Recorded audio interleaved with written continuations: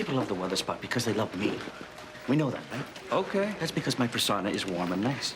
Sure. But with my top 10 weather routine, I can also be funny. People don't want you to be funny. People want you to be warm and nice. Fuck the people. This is funny shit. George is gonna hate it. Fuck George. He has no taste. I didn't say he had taste. I said he's gonna hate it. Stay with warm and nice. I can do warm and nice with one hand up my ass. This is like Letterman's top 10, but about the weather. I gotta go. Asshole. What are we calling this? Why do the rich kill? That's your intro. What went through Alison Murdoch's mind as she drove a 10-inch butcher knife through the heart of her wealthy husband of 22 years on that beautiful Sunday morning? I spoke to her in prison. I don't know. What do you like better, drove the butcher knife or plunged the butcher knife? Your plunged is good. Drove the butcher knife, plunged the butcher knife. You plunged or drove. You know, either one is good. You could go with... I love working like this with you, you know? Just shaping the material, editing, thinking. Yeah. Let's see the tape, please. If you could go back and live that horrible, horrible day over, would you kill your husband again? Jim's back on the desk. Yeah, Trimble hired him back last night. He's got a bullet lodged in his brain. He also has a lawyer and a PR company behind him. Together, they cooked up a story that he had his job back. They went public with it, put us in a corner. Went public how? Latest TV Times, right there. 3 years after a bullet shattered his skull, veteran anchor Jim Walcott makes a triumphant return to TV news. Yeah, not a word in there about me, not a word. You didn't exactly have a lot of contact with him after the shooting. I'm talking about, I sent him flowers. Your assistant sent him flowers. Look, the man's lying on a hospital bed, a virtual vegetable. What am I going to do? You could have visited, played some cards.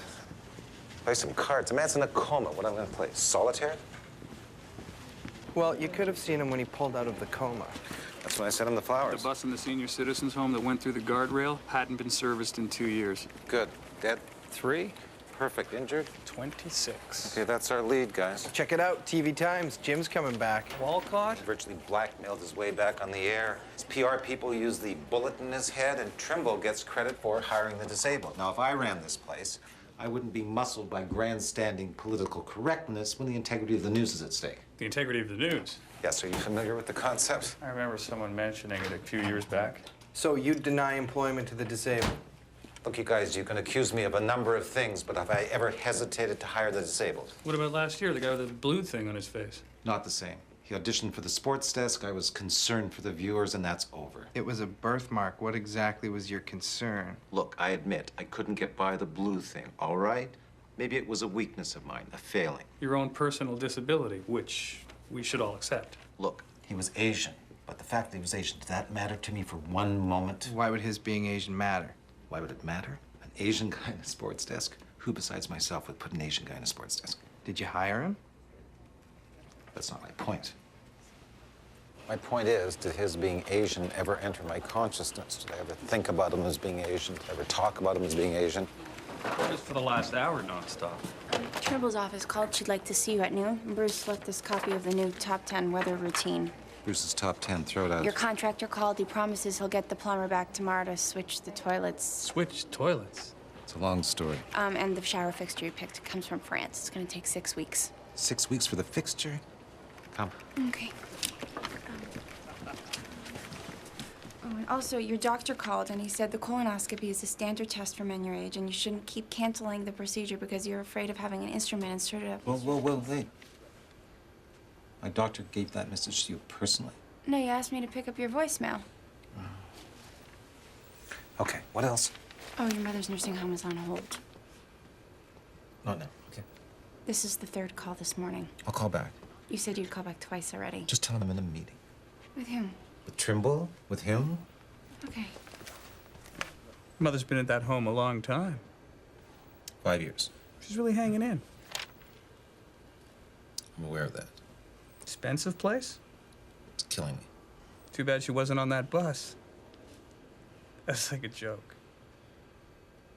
Is a colonoscopy where they ram Just read the article. After 6 months in a coma and 3 years of rehab, Jim Walcott is back. Whose idea was this? His. He put that story out before he even notified us. If memory serves, when he was in his coma, you were the one that proclaimed to the press, if Jim Walcott so much as opens one eye, I'll put him back on the desk. The guy was a vegetable. There were TV cameras in the hospital. I did what any decent person would have done under the circumstances. Got yourself some good press. You want to make a movie in my newsroom? Oh, this is a big movie, right, Robert? Yeah, it's big enough, and certainly for you. Well, it's Canadian. You know, how big could it, you know, Well, it's directed by Adam Egoyan. It stars Brad Pitt and Nicole Kidman, and sort of like front page set in the newsroom, but it's a musical. It's very unusual. You know what? I had the same idea for a picture. It wasn't a musical, it wasn't the front page, but it was set in a newsroom, and I didn't have the story completely worked out, but it revolved around a character like myself. Robert has promised to work around you and your people. Oh, absolutely. That's no problem. In fact, a while ago, an actor came in to research a role for a film. She was in the news business, the character, and I think you know the actor. Her name was Cynthia Dale, and we got along fantastically. I just loved her. That's funny because she says she hated you. She says you treated her like shit. So when's it starting? They're moving equipment in today. Was there a particular incident that Cynthia mentioned that This is a great story about the news game. And I think that Adam Egoyan doing this kind of film right after Ararat just shows he can do anything. No, I bent over backwards to accommodate her. Have you seen Ararat? Yes, I saw it. It's fantastic. I loved it. I hope you managed to work things out with Jim and Diane and your weather fellow. Yes, I did. That's all taken care of. Oh, and Robert, say hello to Cynthia Dale for me. What for? Oh, anyway, I loved Arafat. That was a great film. It's Ararat. Oh, that's right. You know, we're doing a story on Arafat now, and in the meeting with Trimble and his producer, Robert Lantos, I realized that two key decisions have been made without my knowledge. First, to put Jim Walcott back on the desk, and second, to put this movie into our newsroom, okay? Now, no one tells you anything around here. No one takes official responsibility for anything. No one will go on the record, okay? This place thrives on fear, paranoia, weakness. What are you doing?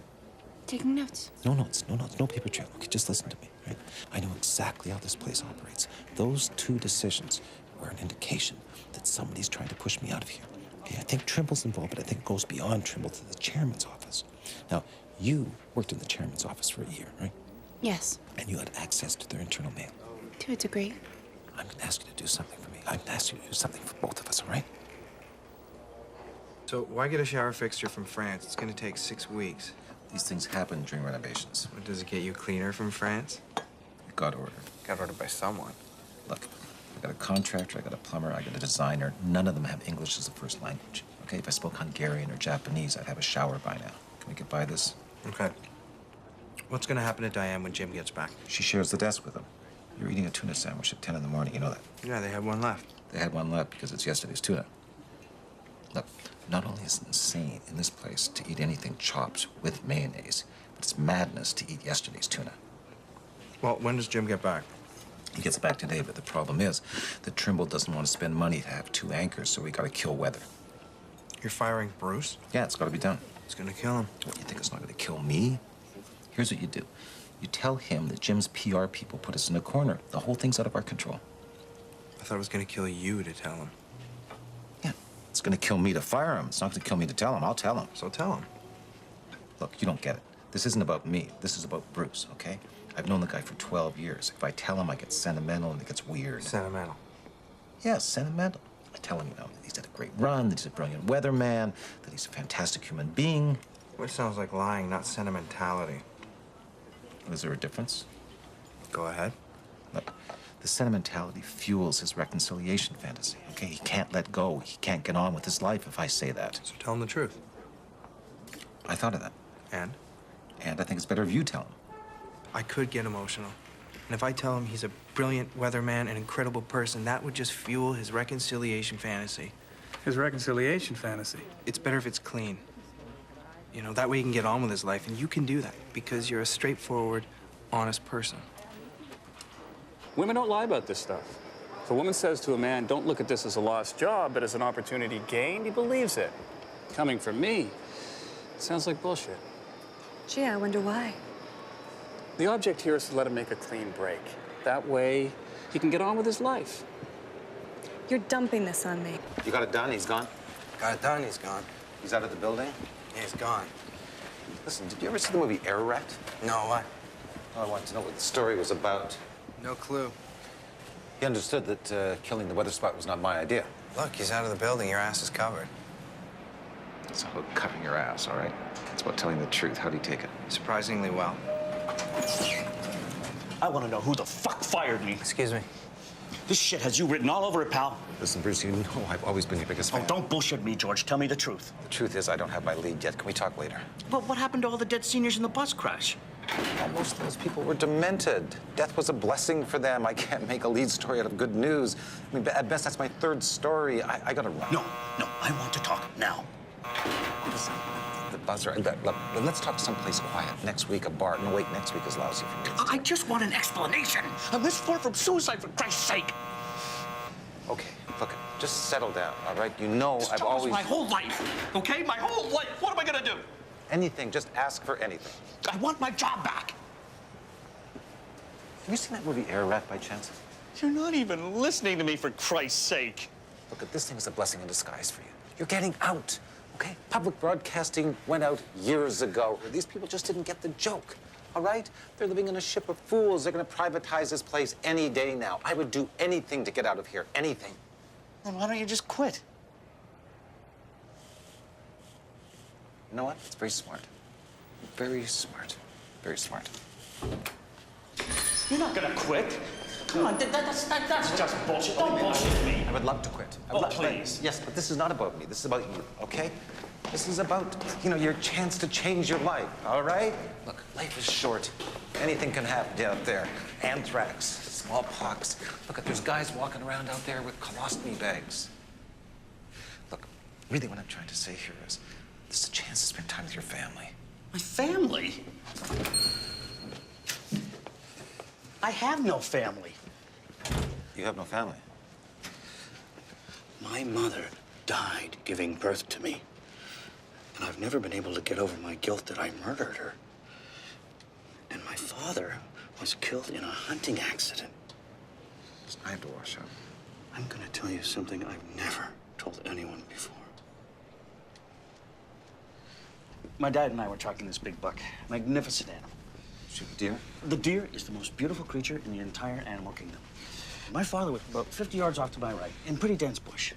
And I hear him yell, "Deer!" I think it's coming from my left, but it's actually coming from my right. So I turn right, and I fire. Perfect shot. I nail him. The deer? My dad.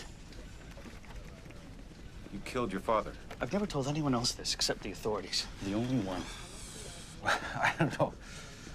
Oh, I mean, honored is the word that I would... That's why I can't spend time with my family. Well, your wife and children. What are you talking about? Your wife and children, your kid. I have no wife and kids. I spent 12 years working here and you don't even know that? That was a slip. I'm sorry. I knew that. I knew that. Well, if you're so sorry, why don't you give me my job back? Look, I've had a horrible day, all right? I had this contractor ready, brought in a plumber. The plumber doesn't speak English. I got 2 toilets. I got a toilet in the basement. He took the toilet from the basement. Did I tell you the toilet story? Your toilet? Yeah. I lost my job. I killed my parents and you're worried about your goddamn toilet?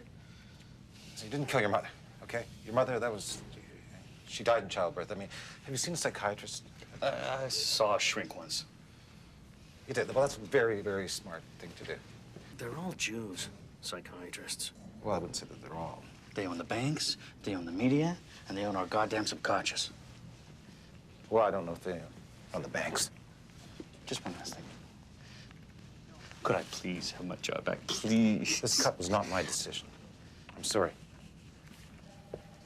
We have a problem with the story on the cabinet minister and the private school girl. I'm exhausted. Can this wait? No.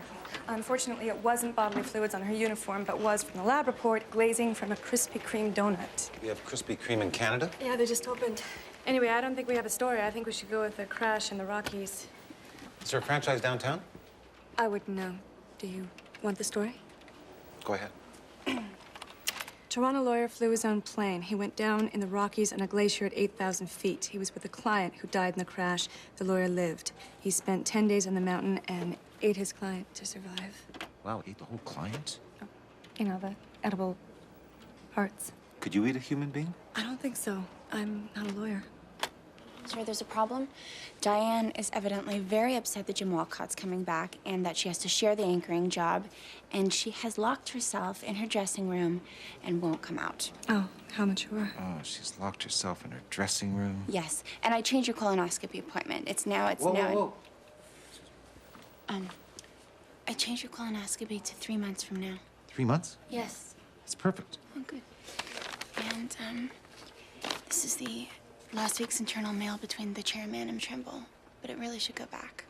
Where'd you get this? I have friends upstairs. Everyone reads internal mail. Unbelievable. This place is way sleazier than I thought. Can you do me a favor? Can you find out if there's a Krispy Kreme franchise downtown? And if there is, get me a dozen donuts. That's not really my job. Oh, you can steal the chairman's mail, but getting a donut isn't in your job description. Just try. Hold on to this. Thank you. Karen, Diane, let's go. Oh. There's a colonoscopy where they insert just the give me camera. your lawyer story, okay? The cannibal lawyer. He's scheduled for an interview with Diane this afternoon. Not if Diane doesn't get out of her dressing room. Are we going to call him the cannibal lawyer? I like that. Around the office, not on air. Why, because illegal? Because of human decency. Did you see this movie, Ararat, by chance? No. Okay, is there tape of the carcass? Must we call it a carcass? Is there tape of the body? He ate the body. Didn't eat the whole body to establish that. You know, the angle I was going to take here was more the survival instinct and less the pornographic Look, the fascination. point is, there was carcass, it was left, parts of the body didn't get tape, am I right? Yes, you win. Diane?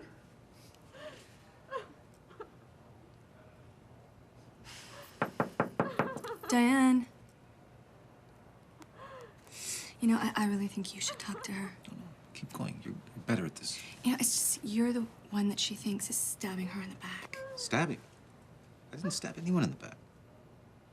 Jim's joining her on the desk. This is like a marriage. Her problem is, look, she's single, right? And single women of her age have these weird defensive, things about men, and that's why I think that you'd be better at this. Excuse me? You understand the single woman mentality. You're both mature single women. Mature? You're smart, mature. Do you want to know why I'm single at my age in the city? I didn't say at your age, honestly. It's because there are too many self-absorbed, weak, passive-aggressive, emotionally crippled, morally vacant, duplicitous, cowardly men out there. Maybe I should talk to her. Look, Diane, I'm going to tell you the truth. Do you know what asset you have as a news person that puts you in a completely different league from every other anchor in this country? What? From the desk up, you're possibly the most beautiful woman on television. You're just saying that. No. You're beautiful. You can carry on an intelligent conversation. You have an analytical mind that is... I'm not that beautiful. No, you're gorgeous, really. And this co-anchor situation, it opens up all new possibilities for you. Together, you and Jim can analyze the issues in the news, talk about them, tear them apart, bring your critical faculties to the job. Alone, you're just reading copy. But out there with Jim, you can look at the events that shape our lives, think about those events, and express those thoughts. You mean thinking? There. That's it. You've got it. Exactly. But alone, I like to cry when a story affects me. Yes. Look, trade tower situation, I don't think there was another person on television that was as emotionally wrecked as you. Don't even get me started. You were brilliant. I think that they should eliminate every single terrorist on this planet. Just shoot first, ask questions later. Just hang them. Burn them alive. Stone them to death. There. You know what that was? Analysis. You and Jim can do that together. Sir, do you have a minute? Yeah, come on in. Shut the door. Shut the door. Sit down. This mail I got from the chairman's office. Something pretty bad, I think, has happened. It's incredible. These guys are disgusting. They're out to get me, I'm telling you. Sir, between us, I've heard from a friend who works in the chairman's office that he opened a personal letter that may have been contaminated with anthrax. Now, it may still be a hoax, but apparently it's connected with our national news coverage in the Middle East, and he's undergoing medical testing right now, and they don't want anyone to panic. The chairman's in the other building, so why should we be concerned? guess you could look at it that way. These Krispy Kreme donuts? Yeah. Right. You got strawberry and blueberry filled, right? Yes. And they're both covered with powdered sugar and the fillings inside? Yes. Well, when you get two flavors and you put them all in the same box, you can't tell the difference between the blueberry and the strawberry without biting into them. I guess they just felt that the customer would be able to figure that out for himself. By biting into them. That's what I'm saying. I don't like strawberry. This one is. So I guess this one, I don't know which one's blueberry, but that's what I'm saying. Okay, I know.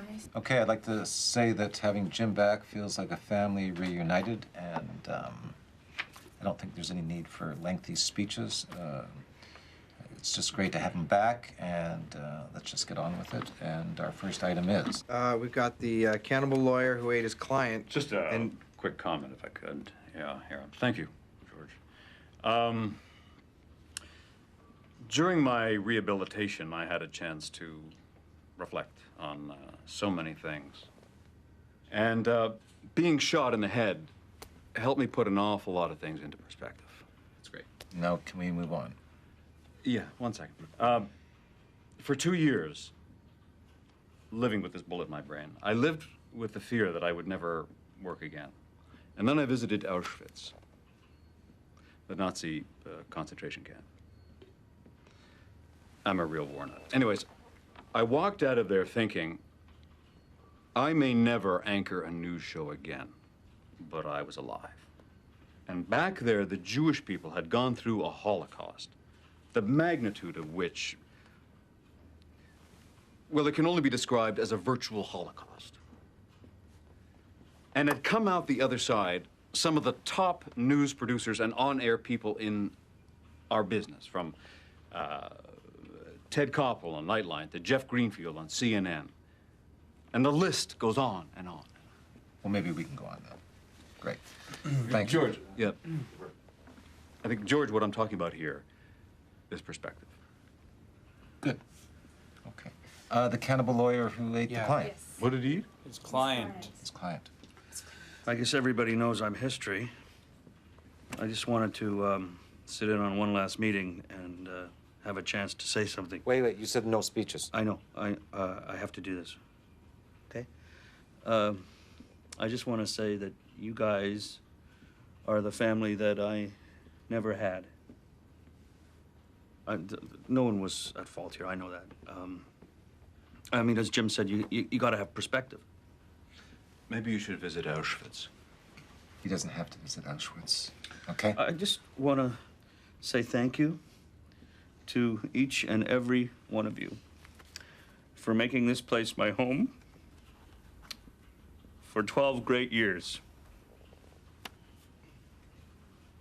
Okay, can we move on to the cannibal lawyer who ate the client, please? What did he eat? His client. His client. I was royally screwed. Right up the ass. No job. I got a 20-foot boat with 200 horsepower Mercury engines that is mortgaged to the fucking gunnels.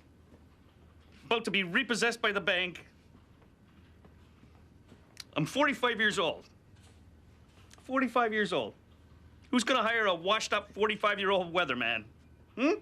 A lot of people, honestly, really. Am I right? A lot of people. Well, how about you? How about rehiring me? Would that kill you? Would that goddamn kill you? You know it's out of my hands. Can we move on? You know, I wouldn't mind doing an editorial devoted to Bruce. That's great. We can try that. Next. Some of Bruce's best moments. Super in some big storms underneath it in slow motion. Yeah, the kind of a living obituary. Well, that's it, isn't it? I'm the walking goddamn dead, aren't I? Man has a bullet in his head. Okay, have some respect. I'm dead is what he meant. Is there a way maybe to tie an Auschwitz into this? I don't think so. I think we should go to the next item, actually. You know, goddamn security moved all my shit before I even heard the news. Who was responsible for that? Look, since the trade tower, security's gone nuts here. I agree. If Bin Laden hadn't blown up half of Manhattan, maybe none of this would have happened. You mean I would have my job? Yes. Very likely you would have had your job. Yes, yes. You know, since September 11, 2001, the world has changed. Am I right? It's October 11th. You know, I just want to say one last time, you were the family that I never had.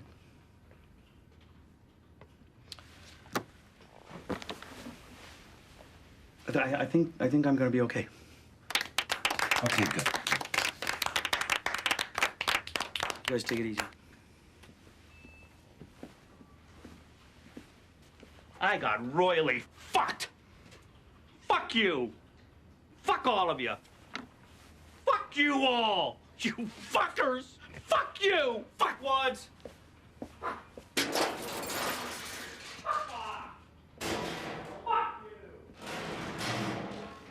Did you see Adam McGuinn's picture, Ararat? No. Okay. This story, the cannibal lawyer who ate his client. Who did he eat? His client. His client. All right. This story is screaming for a winner. Screaming? Who's our hero here? Can't be the client. He was eaten. Not entirely. Do you remember that guy in Ohio who ate a bus? Okay. We don't have a hero. Minimum, we need a victim. Well, the guy was eaten. This should qualify him. Well, the problem is he's gone. Is there film of his remains? No. No film, no victim. His wife wasn't eaten. The wife's the victim. How did you feel when you first found out that your husband had been eaten? That works. Will she talk to TV? Everyone talks to TV. It took that guy 2 years to eat that bus. Next. Oh, I just got a new bird. $5,000 for a parrot. I've already taught it how to say screw you. In 2 days. Screw you. It's a remarkably intelligent animal.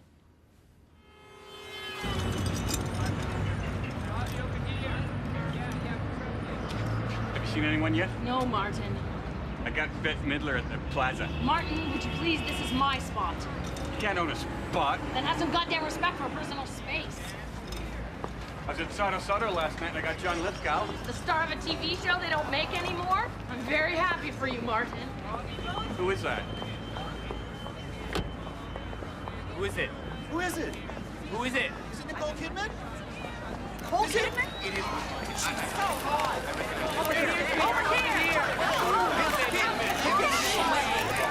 What do you do? Third aid, you know, which is basically making sure the town doesn't get lost and waiting around for the town to come into their trailers, you know what I mean? Yeah, who are you waiting for? The director, actually. Oh, who is it? Adam McGoyan. Adam who? Adam McGoyan. Oh. Sir, here are the sides for the day. No one's supposed to know this because they don't want to panic the building, but apparently the chairman of this corporation received a letter with anthrax in it. You're kidding. Anthrax? Yeah, I don't know. Could be a hoax. His office is in the other building, right? Right. So there's no need for us to worry. That's what I said, yeah. Mr. Agoyan, I love your movies. Thank you. I'm a songwriter-performer. This is my CD. All original songs written and performed by me. That's me on the cover, age 6. I also designed the cover. And on the back is Elton John's autograph. Candle in the Wind was a huge inspiration for me. I really think that your films and my music are a perfect creative blend of styles. I think that my stuff is a perfect match for your sense. I've already got a composer, and we're completely scored. Why'd you order a showerhead from France if it's going to take 6 weeks? Got order, okay? Got order.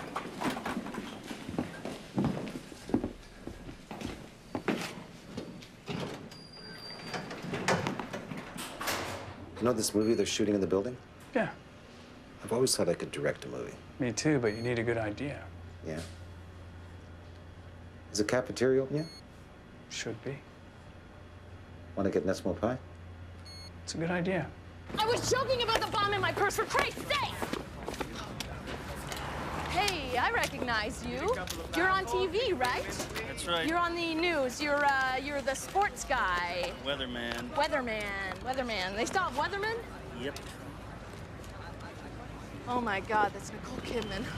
Oh my God, that's Nicole fucking Kidman. Oh shit, that's nobody. Nobody? Yeah, nobody. But because she's not Nicole Kidman, she's a nobody? Should I get nobody's autograph? Hey, can I have yours?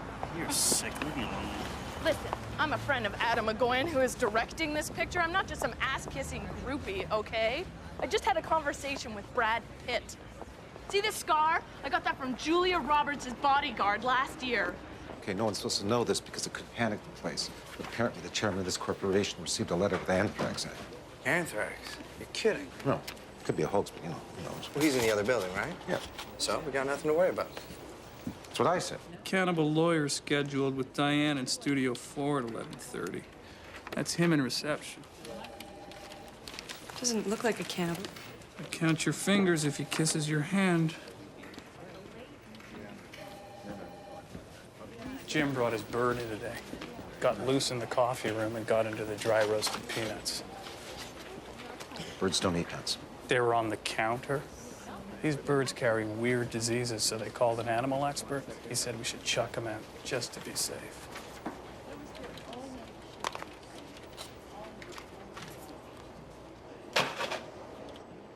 Mr. Starkman? That's right. Hi, I'm Karen Mitchell. I'm the producer of the segment. It's very good to have you here. And I just want to say I think this is an incredible story of survival and, well, choices, really, in the sense that one would have to choose to eat another and, well, existential choices in the sense that you exist. Have you read Sark? No. Have you? No, Sark, no, but clearly you've been eating much better since, you know, Diane Gordon is going to be doing your interview, and she's, well, fine mind. You're in great hands, and makeup is just down that way. Can I get you something to drink, some coffee or tea, or something to read? Coffee's fine. Okay, great. And what would you like in it? An ear. That's a joke. Of course it is. You've got a very healthy makeup. It's just down this way.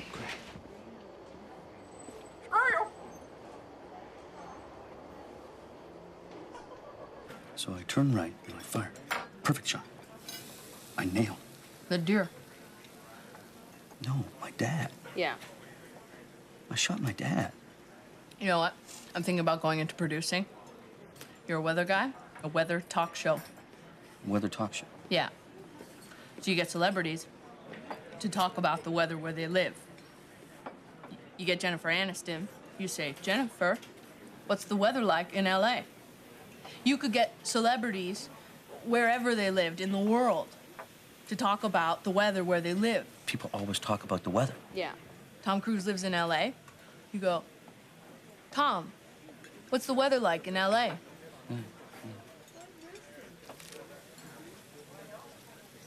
You know the story about you shooting your dad and killing him? That's great. Because when you have your series and you're in a third season slump, you can use that. You tell your publicist, get that out there. They put that on the front page of Premier Magazine, my friend. Brad Pitt is using my office? Or this character's office. What makes them think he can just walk in here and take over? Money. Fame. Power. Youth. Has the swelling gone down? I don't know. See, why would you stick your finger in a parrot cage anyway? I tried to feed it a dry roasted peanut. Yeah, but why? I wanted to see if a parrot would eat a nut. Is there a law against that? I went to this Club Med in Costa Rica, ocean, rainforest. The rule in the jungle is never stick your finger in anything that doesn't speak English. The bird said, screw you. Why my office? Because he's playing a news director. He's a method actor. He wants to know how you work. So Brad Pitt is playing me. You with integrity. Do you think Brad Pitt would stick his finger in a parrot cage? Also, they want some of us to play bit parts. They're looking for real people. They put up a notice. So. No, none of our people are going to be in that picture, okay? Pass that on. We're in the news business. We're not in the entertainment game. Next. It was an audition for a movie, not for some reality show about mental illness. You scream at her like a demented, crazy person, and then you tell her we're together? If I had read for Adam McGoyan instead of that moronic casting bitch, it would have been a different story. Adam McGoyan doesn't give a shit about you. That's not true. He doesn't give a shit about you.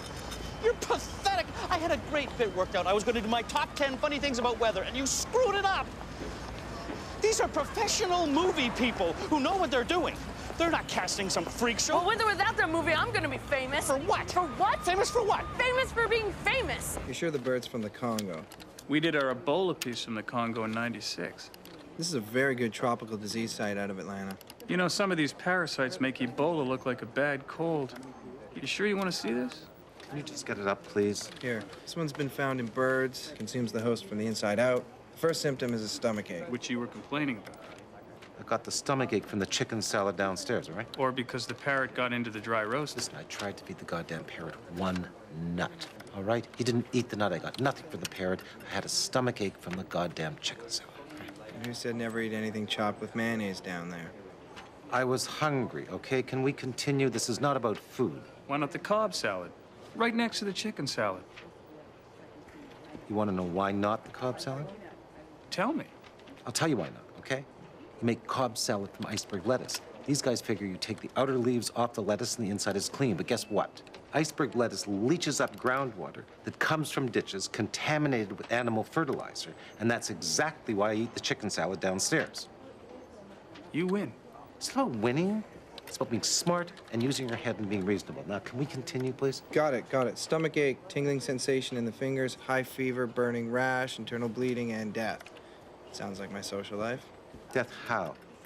You sure you want to know? I'm an adult, okay? Death how? Death how? Every internal cell erupts. You actually explode.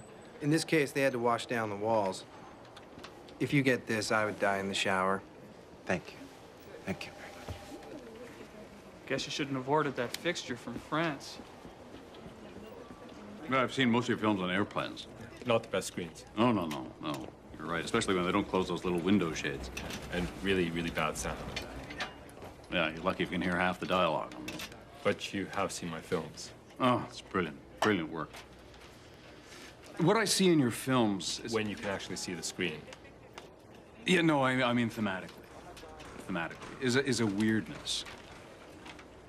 I love that. I can't explain it. It's just weird and it's deep, and I have a feeling that's very meaningful, even though I don't get a lot of it. Well, maybe if you heard the sound. Yeah, maybe. All right. You know, I was thinking, a great story for your next film could be about a news anchor who's shot in the head, is in a coma for 2 years, but survives with a bullet lodged in his brain, and then struggles to return to his news desk. It would be a story about the triumph of the human spirit. Your story, right? This happened to you. No. Because I've read that you do have a bullet in your brain. You were in a coma for 2 years, now you're back at the news desk. Yeah, there is a parallel there somewhere, isn't there? It's a very interesting parallel. I think the expression would be art imitating life. Huh? Yeah, I've got to work on the scene. Yeah. Have you ever been to Auschwitz? No. It's a fantastic tour. Really puts things in perspective. Your mother's nursing home called for the 6th time. I'll call them back after lunch, okay? How long is this movie gonna be here? Oh, I checked. It's gonna be here for a week. When does Nicole Kidman get here, do you know? I don't know. Okay, next.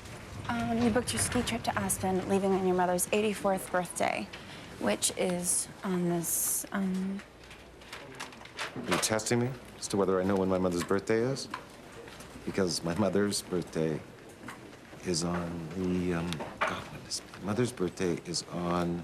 The day you leave for Aspen. It's on the 6th? Oh, shit, this is a disaster. Hey, yeah. You're on the movie, right? Yeah, 3080, dude. When does Nicole Kidman get here?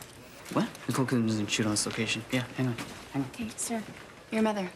No, it's just she's old, and God forbid, but it might be her last, so... So you're saying I should cancel my ski trip because my mother might die?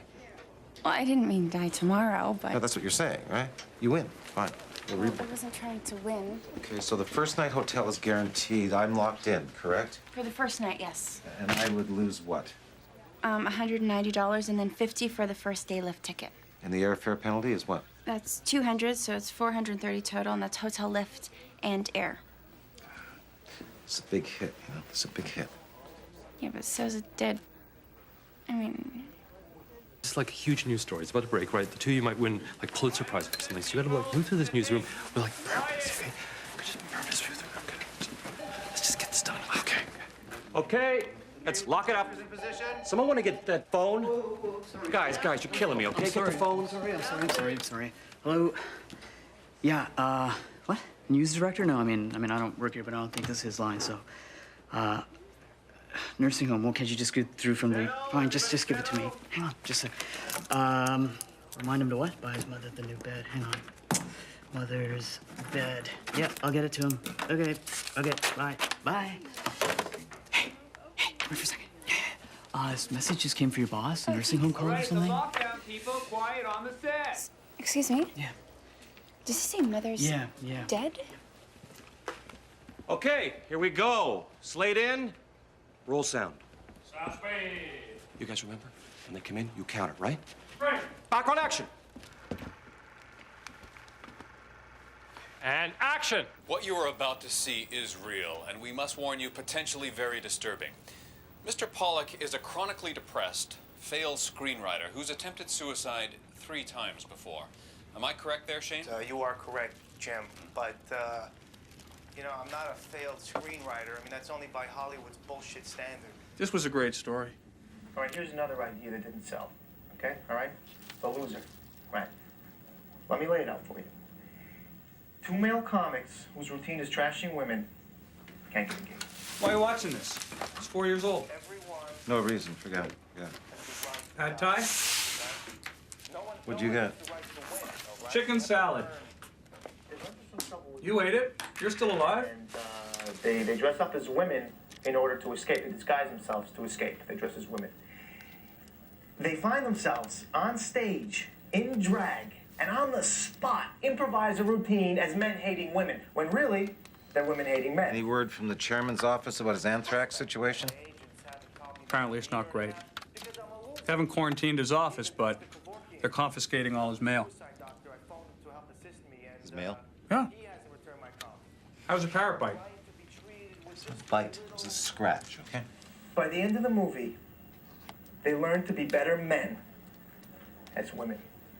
Anyone asks, you're with me. You've said that. I'm not an idiot. Hi.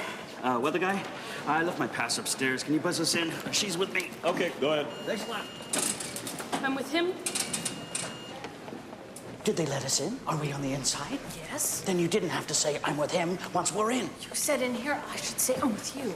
If I say she's with me and they buzz me through, and I go through the turnstile and they buzz you through, and you go through the turnstile, why would you say I'm with him? I don't have to answer that. Because you're an idiot. And you're a weatherman, so I guess we're even. I wouldn't worry. He didn't steal his outside mail. It was his internal mail that you stole. I didn't steal anything, okay? These guys are conspiring against me, all right? You took a defensive action. Thank you very much. Now, the white powder, where the hell did that come from? Let's get the sequence of events straight. You poked the parrot. The parrot bit you. You took your defensive action and opened the chairman's mail. Somewhere along the line, you got a white powder on your finger, which then entered the wound caused by poking the parrot. Sir, I have a message from your mother's nursing home. I said I'd call him back tomorrow. Yeah, I think you should see this now. We're working. George. Your mother has, she's died.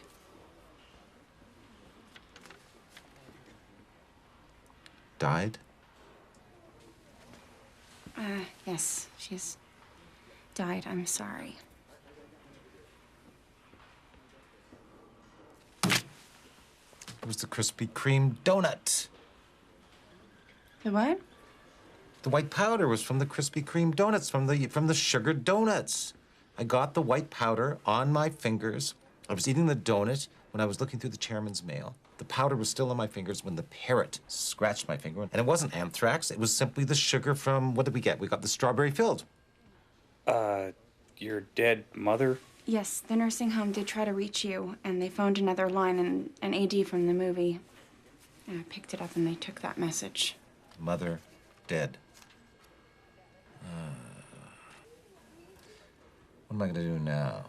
Arrange the funeral. Yeah, and call the nursing home. So my mother's 84th birthday is not gonna happen now. No. So that means that there's no conflict between the birthday and the ski. Oh wait, you canceled the ski trip. The ski trip? Yes. You canceled it, right? And I lost what? The room guarantee, the airfare, and the lift ticket. Okay, so the birthday is no longer a conflict, right? So, wait a second. I'm thinking what I could say. Well, just simple, honest eulogy would be best. I could just say I have to rebook the ski package because there's been a death in the family. Oh, yeah. That'll have him in tears. Yeah, usually people cancel because of a death in the family. They don't usually rebook because of a death in the family. No, I admit it's a different thing, but there was still a death. I mean, can you just find out whether you can rebook the flight in the room? I'll handle the rundown. Wait a second, hold on. You think I'm being heartless, don't you? No, I try not to think about you at all. Okay, you know what I've lived with all my life? She worshipped my brother, right? My brother married within the faith. My brother was a surgeon. I was nothing. Okay, but when it comes time for the funeral, do you think my wonderful brother's gonna pick up a telephone? No. Who has to pick up a phone and arrange the funeral? It's me, right? Me. Yes. So, which funeral home do you want me to call? Someplace tasteful. Okay, but don't kill me on this, all right? Tasteful and reasonable. Exactly. These places can screw you. I understand. Okay, I took a big hit on that ski trip. Yes, sir. So are you gonna take the rest of the day off? Are you gonna go home? For what? For your mother? I thought... Anyway. Okay.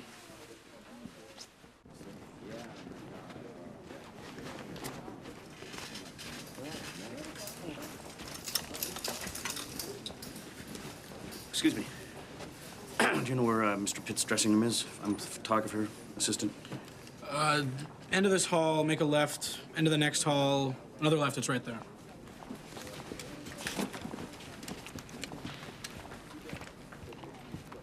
So a left and then a right? Yep. And these two bad male comics become a huge hit disguised as female comics. This is your idea for a movie? Yeah, yeah. Why do they dress up as women? Oh, the story's interesting. They're chased by these drug dealers. They've witnessed a murder by these guys, and they chase them backstage at the comedy club. And backstage at the club, to get away from them, they disguise themselves as women. Now, their act had previously been men trashing women, and now they are forced out onto the stage as these women comics, and they immediately change their act to women trashing men. And they become a huge hit. And that's it? No. At the end of the picture, they're redeemed because they learn what it's like to be real men as women. And you think this is real? You think this is important? You think it's something that people would actually care to watch? That it's anything other than some trite, mindless Hollywood idea of a morality play that has absolutely no bearing on how anyone actually leads their lives? That it's anything more than an excuse to tell a bunch of bad jokes? I mean, if I was to think of a script that expressed everything that's pathetic about the movie business, I mean, this would be it. So it's different from your idea? What we're doing here is going on a journey that begins here, goes to here, and has bearing. I'm a little late for... I have a meeting. Sir, it looks like we're not going to be able to get you into an office until later. But because Mr. Pitt isn't scheduled to arrive till tomorrow, we set up his dressing room for you to use. Is that okay? It's got a phone, it's got a fridge with Perrier, it's got a VCR. We got a copy of that movie that you really wanted to see. Scary movie, right? Scary Movie 2. 2, not the first one. Oh, done. 2. Done. As long as Adam McGoyan's here, I was thinking we could do a piece on the making of this film, director behind the scenes, give him a bit of free publicity. That's not going to happen. Oh, by the way, that chairman was confirmed with anthrax. Sadly, he's taken a turn for the worse. You know why Goyan trashed my idea? Because it was my idea, not his idea. It was a suicide guy's idea. So now they dress up as women to disguise themselves. They end up on stage, they're forced to do their routine, so they gotta change their anti-woman routine to an anti-man routine. So it becomes kind of like a Some Like It Hot with comics, but it's got character and heart, because as women, they learn what it is to be a man. So that's sort of like their character development arc. Exactly. What, you want me to produce this? I can't think of anyone better. It's really stupid. Does that matter?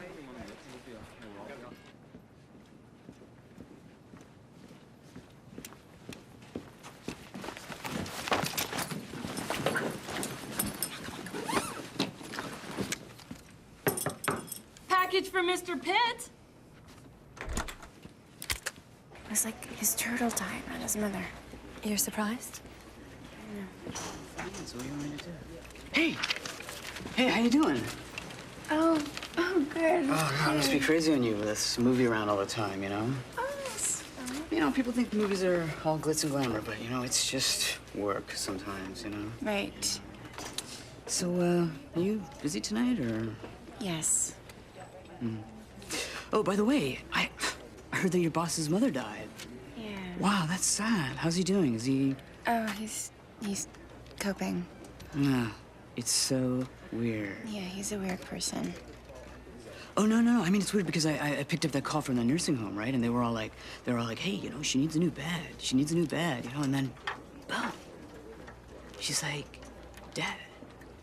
This is the out on the cannibal lawyer. Such an incredible story of human survival and the ability of man to eat almost anything to survive. Very, very sad story, but a story that says so much about all of us. Mm-hmm. It really puts things in perspective, doesn't it? Perspective. Now, here's a lawyer who's forced to eat his client to survive and then has the courage to return to his practice. So incredibly strong.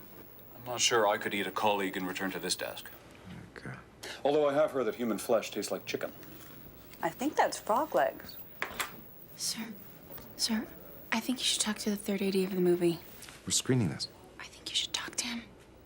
No, I wrote that. Yeah, that's his mother bed. I was in a hurry, right? Phone rang, we were about to shoot, so I just scribbled on the main theme of what the phone call was. Mother bed. It looks like mother dead. Oh, no, that's bad. We're right there's bad right there. So. There's an A in there. What?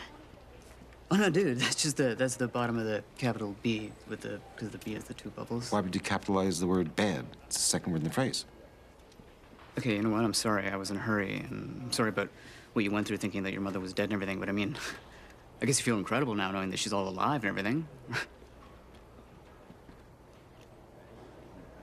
Okay, I should go. Excuse me. You saw it wasn't Brad Pitt, so why'd you pull the gun? I pulled the gun before I saw it wasn't Brad Pitt. I'm sorry. The door opened. You saw him, you pulled the gun. I heard the handle, then I pulled the gun. I opened the door, you saw me, then you pulled the gun. No, excuse me. The door was opening. Maybe I saw a guy about Brad Pitt's height. Then I went for the gun. We were looking at his face. I knew it wasn't Brad Pitt. I didn't see his face before I went for the gun. We made eye contact, then you went for the gun. Okay. I panicked. I heard my father yell, over there. Then I went for the gun. I heard my father's voice. Okay, we're not gonna go there. All right, there's no doubt in my mind these people are disturbed. He wants to do some comic weather routine, and she wants to sing a song of her own composition on air. And they're holding the director. His name's Adam McGowan. This is not a beta cam, which is the camera that I normally use for my weather remotes from on top of the building. But with this feed, I think I can still get the same picture quality, okay? Now this, right here, is the on switch. He's a director, okay? When we're broadcasting, where is it? This little red light goes on. Can we get to the goddamn point? Are we gonna be on TV or not? They are making a corporate decision. They said they would let us know in 30 minutes. I know how these things work around here, okay? These decisions take time. How can you talk like that? What a company suck. These decisions take time. This is a kidnapping. This isn't a programming decision. Mr. Egoyan and I are in the same business, okay? He and I understand how these things work. How hard it is to get a film made or a TV show on the air. Am I right, sir? To a point. I would just like to say that from our shared point of view, both of us being in the same business, that I have the utmost respect for your unique talent and the contribution that you have made to our industry. Our industry? Would you shut up? I'm sorry, comparing a director to a weatherman is really fucking pathetic. I respect this man! We've got a gun on him. We've taken him hostage, and all you can say is, I respect you, Mr. Egoyan. What are you hoping to get out of this? I don't know. It looked like Mother dead to me. To you. You read it. You thought it looked like dead, too. I was in shock from the news. I wasn't focusing. I wouldn't call it a shock. Listen, everyone deals with these things in their own way. Yeah, but none of this would have happened if you'd returned their calls. It's over. Next. Okay, your ski trip. Okay, just tell me, were you able to get the trip back to the original dates of my mother's birthday? Well, when we thought your mother was dead, yes, sir. But they needed to see some evidence of the funeral, like an obituary. Okay, now that we don't have an obituary, where do we stand? Okay, this got very complicated. Don't even try to figure it out. But now, with your mother alive, the ski trip penalties add up to $435, and that's whether you fly on her birthday or not. Also, you ordered the economy funeral package, and that's a problem. But they tried to kill you with the frills. No, I'm not judging your choice. It's just the economy funeral package charges for changes. What kind of changes? No one died. That's a change. How much? $750. But your mother's alive. I know my mother's alive. You don't have to keep rubbing it in. I'm very happy my mother's alive. Okay. So you're gonna go to her birthday, or you're going skiing? Get this. Bruce went nuts, took Adam McGoyan hostage. This is fantastic. You want to get a song into one of his movies? Have you ever seen one of his movies? Are you for 1 second even curious to know what this great man has done? Have you seen any of his movies? To be perfectly honest, I haven't seen a lot of your films, sir. But I am really interested to know where you get your ideas. Well, it's a really good question. Like, where do I get my ideas? Because I don't know if I do get my ideas. I mean, in the sense that, you know, not in the sense like you may not get my ideas. Like, you may not get one of my films, but I'm not sure if I actually get my ideas in the sense that whether or not they're given to me, or whether or not these are ideas that I sort of observe, you know, in someone's behavior, and think that that would be something that I'd want to kind of show to other people. Particular thing, compelling. Why does it need to be told? Like, you know, why does it need to be captured? In the sense that, you know, you might have thought that you thought you were going to capture a movie star, but you didn't get a movie star. You got me. And now you have to kind of like deal with the fact that I'm here in this room and not a movie star. A movie star is something that everyone gets, but now you have to contend with like who I am and what I represent. Your weatherman is holding one of the world's preeminent film directors, and you're telling me you can't give up 5 minutes of airtime so that he can do his stupid weather shtick? Oh, we can't afford that precedent. This is a news organization with journalistic standards. Oh, please, cut the crap. We're hoping to be able to handle this in a less public way. Perhaps a ransom payment. Your film company should be able to afford something. Call the insurance company. Tell them if we lose the director, they're on the hook for a $40 million budget. On the other hand, they put up $500,000 now, and I'm sure the whole problem will go away. Everybody's happy. Okay? Got that? All right, do it. What do you think might have provoked this hostage situation? I really see this as the responsibility of the federal government. They keep cutting our funding. This wasn't our fault. We had to make cuts, and George suggested we cut our weather spot. Well, what did you say to him? I delegated the task out of concern for Bruce to Chris McLean. I thought if I'd gotten involved, it would have gotten emotional, and this would have fueled his reconciliation fantasy. Reconciliation fantasy? That's right. Your plan didn't exactly click, did it? I felt horrible for Bruce. What did you do? I thought it would be better if his segment producer gave him the news. They were closer. Closer? In what way? They went to WWF wrestling together and ate from time to time at the slap dancing place nearby. I felt that it needed a woman's touch. I felt that Karen was the best person to help Bruce get through this difficult time. You passed the buck. I delegated the task. Karen is a very kind and sensitive woman. Bruce was and is a pig. He's sexist, racist, self-interested, homophobic, viciously right-wing, and stupid. A man who made up dumb little routines to take our attention away from his job, which was to tell us the temperature. So you weren't very sensitive to his needs at this time? No.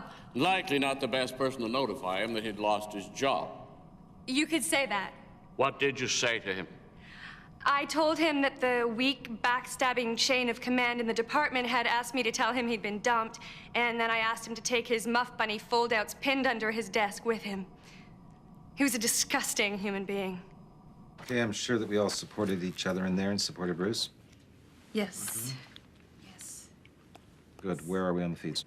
For tonight, we have a feed to Los Angeles to Brad Pitt's manager. Basically, how does Brad feel about his brush with death? And to New York for an FBI terrorism expert.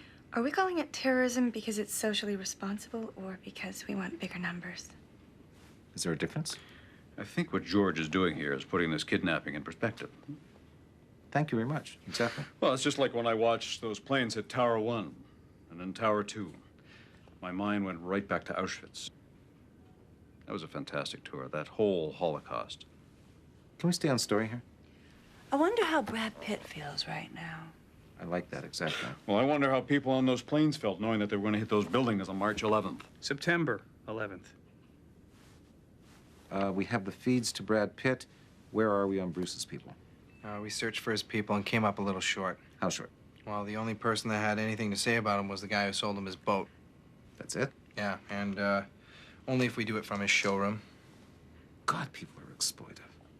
Where are we with the woman, sidekick? I don't know, we don't know anything about her, except she wants to sing a song on TV. She wants to sing a song? Well, she wants her moment of fame. I find it fascinating how far people will go to get on TV. I say we get a shrink who can talk about the sickness of celebrity culture, how pathetic and often frightening it is, what some people will do to become a TV personality. I'm seeing a therapist about that exact problem right now. She'd be perfect. You know, if you go with the whole idea of like what Andre Malraux saying that, you know, a star is an embodiment of the collective consciousness, and if you look at what I do, which is in fact, you know, kind of make you feel like completely self-conscious about what you're watching, then what I'm sort of saying is that, okay, what happens when you combine self-consciousness with like a collective consciousness? Like, what are you left with? What you're left with is an unconsciousness. People are ready to feel unconscious. Your doctor called and they changed your colonoscopy from 3 months today into the day after tomorrow at 7:45 a.m. So you can drink only water starting tonight at bedtime. And also, sir, the chairman died of anthrax about 20 minutes ago. I can drink only water? So, you know, I mean, if we're going to think of art as being this marriage of profound vision and pure form bound by absolute conviction, then what is that sound? What is that sound? Okay, that's a cut. What is that sound? We've cut, guys. It's a fire alarm. Yeah, that's a fire alarm. Oh, shit. Does this mean we have to leave the building? Not till the tones speed up. You know, like 100% this isn't really an issue, right? I mean, you guys just get your act together. You call me when you're ready to shoot this. I'm so tired. Like, things just fuck up all the time. There's a problem. Obviously. We should get out of here. I'm gonna get my coat. So guys, we should, everyone, you should grab your coats just in case we have to clear the building, all right? Is that scene working? I think so. What do you mean you think so? Well, you gotta cut the whole film together, right? No, either scene is working or it's not working. You know what? We should have this conversation outside the building. Are the actors funny? Yeah, can we just get out of here? Wait, hold on. These two, are they funny? Are they over the top? Are they weak? Well, I thought you said you wanted them to look like Sandra Bernhard and De Niro in King of Comedy. Didn't you say that's what you wanted to copy? I don't want to copy anything. Well, you know what I'm worried about right now is holding Adam. If we lose any more time with this alarm thing, he's editing a film. Is Adam McGowan funny? Yeah, that's not what I'm worried about right now. What I'm worried about is getting our day. Oh, so he's not funny. Adam McGowan is not funny. Okay, fine.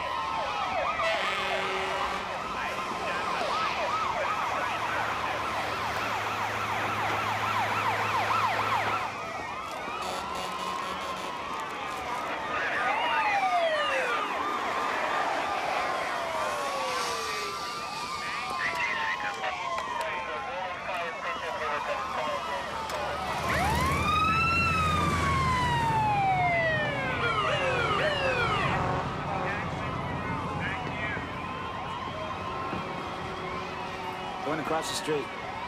What? Uh-huh. Yeah? Well, okay. Yeah, I'll talk later. Bye. It's not a fire. What is it? I don't know. Could be a bomb threat. Great.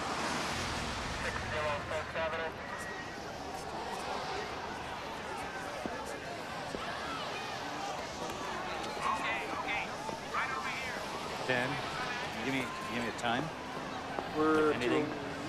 2.5 hours. Look, you're not going to get back in the building today, so you better let your cast and crew know. What is this, a bomb?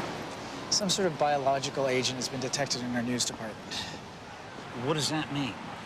They don't know. It could be related to the stuff we're doing on terrorism. Is it anthrax? I hope not. Anybody sick in there? I don't know.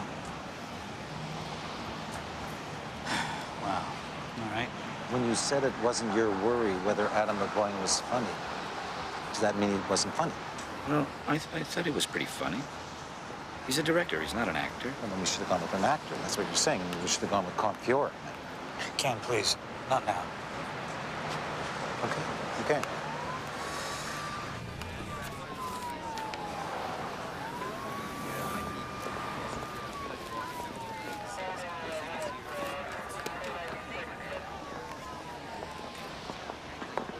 A news producer's been diagnosed with anthrax. Holy shit.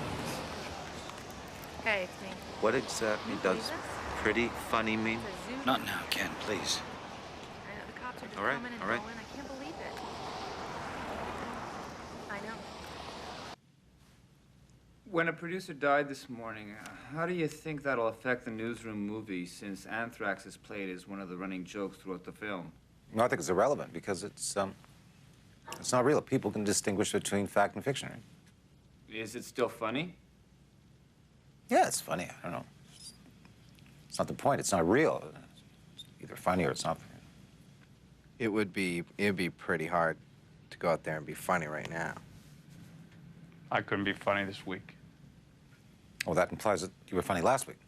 That just shows you how hard it is to be funny right now. You just don't think something like this is going to happen to you? The whole anthrax thing. What, I mean, it happened a year ago, and it happens a year later. Exactly a year later. That's right. Did you read the script? Did I call it? I wrote the script. I called it anthrax. You were shooting a Newsroom movie in a studio 6 floors away from the real news department. No one in your crew had contact with that floor, correct? That's right. Well, you scouted the news department with the set designer last week. It was last week. Touch anything? The anthrax thing was this week. I know what you guys are doing, okay? I know what you're doing. You're doing the thing from the script. You're doing the tingling finger, paranoid, you know. That's what they're doing because, you know, somebody dies here. These guys have no respect. You had to touch something. I didn't touch anything. I'm taking Cipro right now, but the doctors don't think it's in any danger. No. Even though a second news person in the building has died. Yeah, a lot of people are taking it as a precaution, but, you know, I don't think it's a big deal. Are you worried? No. He's convinced he has anthrax. Just like the character he wrote for himself. All you got to do is mention a symptom to him. The next thing you know, he thinks he's got it, like the lip thing. I told him I think you lose feeling in your lips with anthrax. Where'd you hear that? I didn't. So we're at a restaurant yesterday, and we're eating sushi. He's got a piece of rice stuck to his lip. He doesn't know it's there, so I mention it to him. And I tell him I hear your lips go numb with anthrax, as a joke. This morning he comes in, his lips are numb, he thinks he's got anthrax. It's a real thing. People died from anthrax. Just happened to sort of coincidentally fit well with the script that we were doing, which actually lacked a timely satirical foundation, and now it's timely. Do you think it's sensational? No, I think we just got lucky. As opposed to the person who Died, didn't get lucky. No, of course. They're dead. I understand. Mm-hmm. Yeah, no, I'm not happy, but I understand. Adam's an important director, and he has a reputation to protect. I understand. After September 11th, I interviewed you for my column as to whether irony was dead. Yeah. You said there'd be a wave of sentimentality in Hollywood films and TV, but that ultimately irony would survive because someone always has to be there to mop up the tears. Yeah, I think that's true. Well, is it ironic that now you, the guy who does the mopping up, finds himself forced to cut back on the irony? All right, well, thanks. One sec. Yeah, thanks very much, Pat. We lost Adam McGowan. Dan, what's the last complete scene we have with him? Adam explaining his theory of film to Bruce, the weatherman. Was Egoyan funny in that scene, you guys? That's really not the point right now. I'm sorry, excuse me. Do you mind waiting outside 5 minutes? Just 5 minutes, please. Sure, sure. So he wasn't funny, is the implication. The implication is he wasn't funny. That's what you're saying. So can we use that scene and write something that ties it in with something that doesn't offend the families of the CBC people who died? I could write the scene if he wants it. How many are dead now? 6. Wow. 6 dead. Is everyone here on Cipro? No. Right, so the scenes the corporation is opposed to are the scene with the Toronto mayor. With Mel Lastman and the cops? Oh, please. Oh, getting a photo op out of Adam McGowan's rescue, and, you know, it has to be cut. Oh, come on. What kind of problem could they have with that? I didn't write that. He did. Maybe it's the Nazi uniform thing? Hmm? It's too didactic for a comedy anyway. A couple of CBC News people die, and all of a sudden the Toronto riot cops are supposed to be angels. Have you ever seen them in demonstration, the riot police of Toronto? They get out there on the street, they stand astride in these black uniforms, black ball caps, black boots. Some of them wear black wraparound shades and black leather gloves, tight leather gloves. Those uniforms are screaming violence and intimidation. Serve and protect? Hello? Forget it. The aesthetic for that uniform comes out of the SS. Uniforms designed by Hugo Boss, right? Modified by the Central American and South American dictators and torturers, and now we have it on the streets of Toronto. And Mel Lastman, who as the mayor of Toronto has to have some kind of control over the image of the Toronto police and North York, because of a large Jewish constituency, and a lot of those Jews came out of the Holocaust and the Second World War, and this SS aesthetic is something that Mel Lastman is willing to stand behind. Well, I say forget it. I can say that. We can't say that now. You just can't say it. Fine, cut the scene. What's next? Bruce getting shot doing the weather? It has to be cut. Read him the Brecht poem. Go ahead, read him the Brecht poem. Okay, listen to this. Listen to this. In the dark times will there also be singing? Yes, there will also be singing about the dark times. There. I think that poem says it all. Poem says it all. You see? Nothing. Art should never be used to make a point. That's not its function. What about a bread muffin joke? Maybe you shouldn't have returned to the newsroom. You gotta move forward. Every creative person is to move forward. The writer is telling me to move forward. Fine, Right, thank you. All right, let's just move forward. Let's go just for this minute.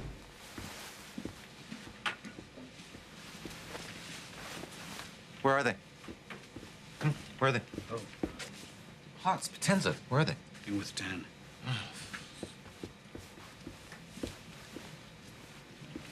Okay, you guys, guess what? What? You're off the show. What are you talking about? You're gone. I saw the thing, the film with the rice and the lip thing. Forget it. It was a joke. I'm sorry. You're off the show. You're gone. So you're firing us? You're firing us now? Is that it? You can't fire them. We need them for the rest of the shoot, and you're supposed to be at the memorial service in an hour. Out of his mind.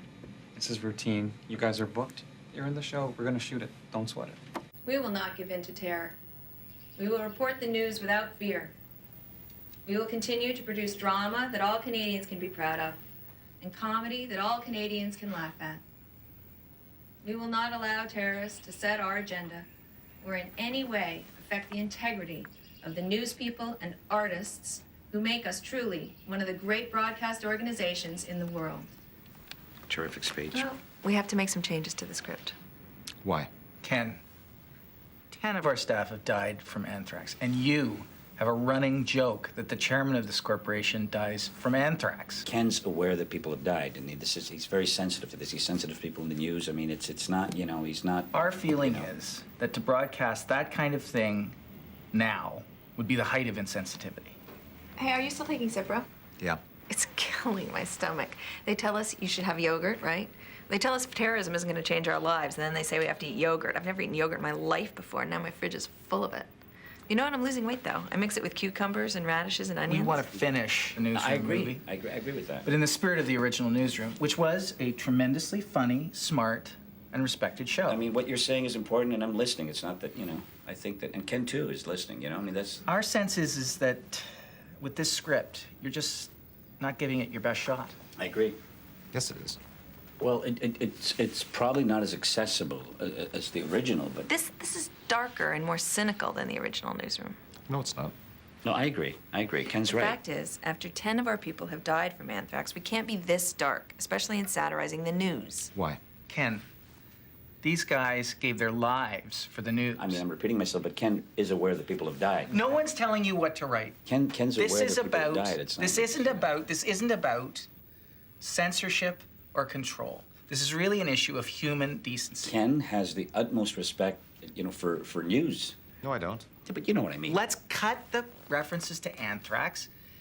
And where George is planning a funeral around his ski trip, his mother's funeral around a ski trip, can we lose that? We shot it, and Ken doesn't have a mother. Yes, I do. Well, you know what I mean. Different, I mean, it's different. True, We leave that completely up to you. But we can lose it and still write something Yeah, but we warmer shot around that, mother. and yeah, that's good. Warmer is good. Hey, is there some way to work the bran muffin obsession in? People love that. People really like that one. I hated that show.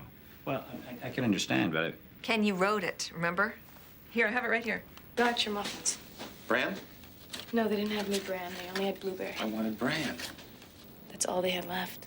Oh, God. Okay, fine. I'll eat it. Thank you. Thank you. Oh, thank you. No, I'll eat it. Okay, good. Excuse me. Yes. I'm looking for Mr. Jamison about the virus story. Oh, yeah, the virus story. Down there to your right, okay?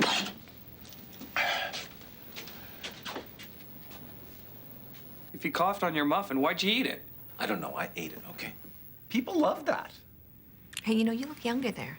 Ken, his intention is to look younger, as young as possible, you know, and I think it's possible. What we want is a newsroom movie that reflects your talent and respects the horrible tragedy that's happened here. I think this was a fantastic idea to do this, you know, to get together like this. Here's the story. A pit bull jumps from the balcony of a 34-story high-rise to catch a ball. Misses the ball, but then catches the windshield of a parked SUV. We don't do dead dog stories. Yeah, I know, but a guy across the street is checking out his video camera and gets the whole thing on tape. Caught the dog going right through the windshield? All the way down. That's our lead. Give it some social relevance. Killer. Pit bull crashes through windshield. That's better. Anything new? The plumber couldn't get your toilet to work. Oh, you're kidding. No, sir. Also, your car won't be fixed for at least a week. BMW had to ship the part all the way from Germany, so I rented you a Toyota until it's ready. Oh, God. Rommel didn't have trouble getting parts into North Africa, and he didn't have to rent Japanese tanks. And your mother was supposed to get her hair done downtown, but they changed the appointment to this afternoon, so she thought she might spend the morning here. In the building? In your office. Oh. Yeah. She's on her way.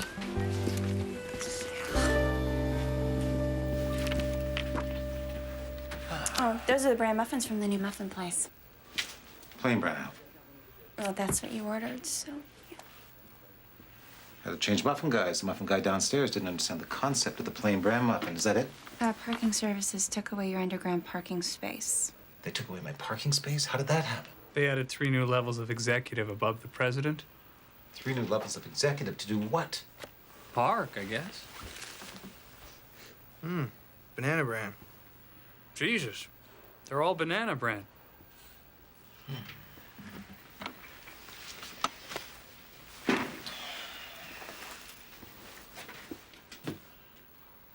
You know what? I've had a terrible year. Poor George. You never get what you want, do you?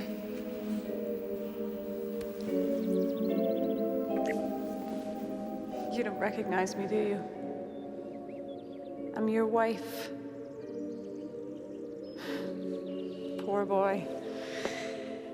Your life must be so difficult. You must be exhausted. Do you want to come home now? Success is a dangerous business. You can't turn back the clock. I was happy then. Of course. All children are happy because they can't see the world.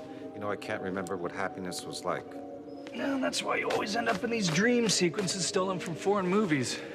I shall go farther than the shipmates of Ulysses, to the territory of dream beyond the reach of human memory. You have me spout these lines of poetry, but it's hopeless. The audience couldn't care less. I'll call you later, when my husband goes to sleep. George. George, help me out of here. You should be careful in these scenes, George. Sentimentality is simply a failure of feeling.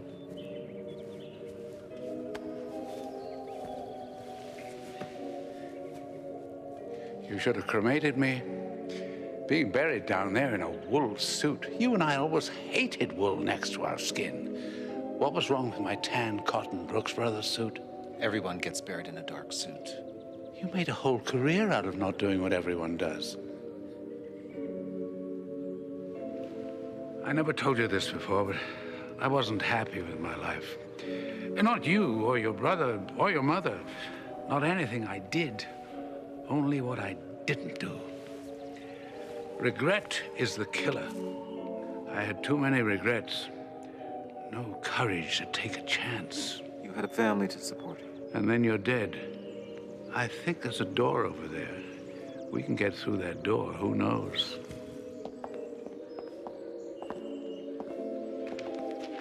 This way. Come, come. I knew there was a door here. I'd rather have a paper doll to call my own than have a fickle-minded real-life girl. Well, I guess I've had $1 million or more, and I guess I've played the doll game o'er and o'er. I've quarreled with Sue, that's why I'm blue. She's gone away and left me just like all you dollies do. Do you remember this evening? Look, that's us. You were only 10. It's tough to have a doll that's not your own. I'm through with all of them. Your mother looks so wonderful, doesn't she? Hey boy, what you gonna do? I'm gonna buy a paper doll that I can call my own. That's Julia. A doll that other fellows cannot steal. They want you to say something. Go ahead. Flirty guys with their flirty. Say something. We'll have to flirt with. He has nothing to say. They're waiting for you. Read something from one of your books. Boris. That should impress them. To call my own, then have a fickle-minded real-life girl. Well, I guess I've had. This is your chance. Go join them. And I guess I've played the doll game o'er and o'er. I've quarreled with Sue, that's why I'm blue.